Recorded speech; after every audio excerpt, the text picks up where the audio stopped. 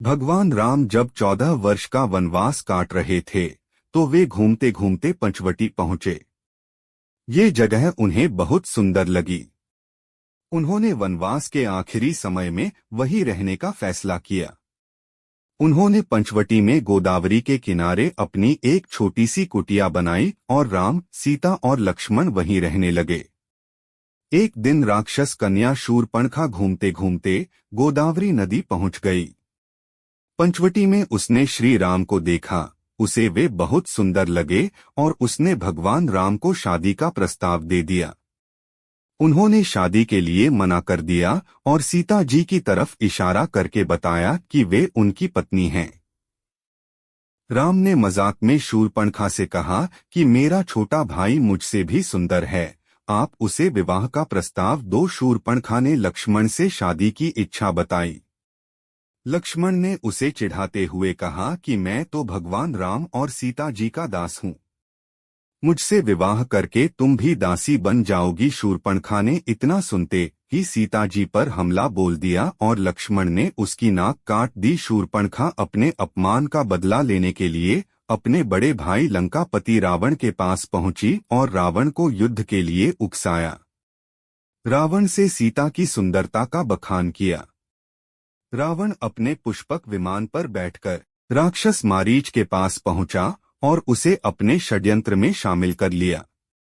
मारीच इस बुरे काम को करना नहीं चाहता था, लेकिन मृत्यु के डर से उसने रावण की बात मान ली। मारीच सोने के हिरन का रूप रखकर सीता के सामने से दौड़ा। सीता जी ने श्री राम से हिरन पकड़ने को कहा। प्रभु राम ने लक्ष्मण को सीता का ध्यान रखने को कहा और हिरन के पीछे दौड़े। हिरन के पीछे पीछे दौड़ते शाम हो गई। राम ने हिरन को तीर मारा और वह चिल्लाया, लक्ष्मण बचाओ, लक्ष्मण सीता सीता। सीता जी डर गईं और लक्ष्मण को राम की मदद के लिए भेज दिया। लक्ष्मण सीता की सुरक्षा के लिए एक रेखा कुटिया के चारों ओर खींच देते हैं।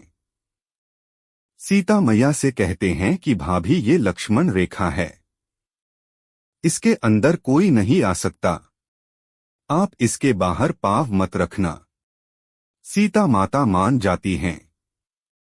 रावण लक्ष्मण के जाने का इंतजार करता है, लेकिन लक्ष्मण रेखा के कारण कुटिया में घुस नहीं पाता।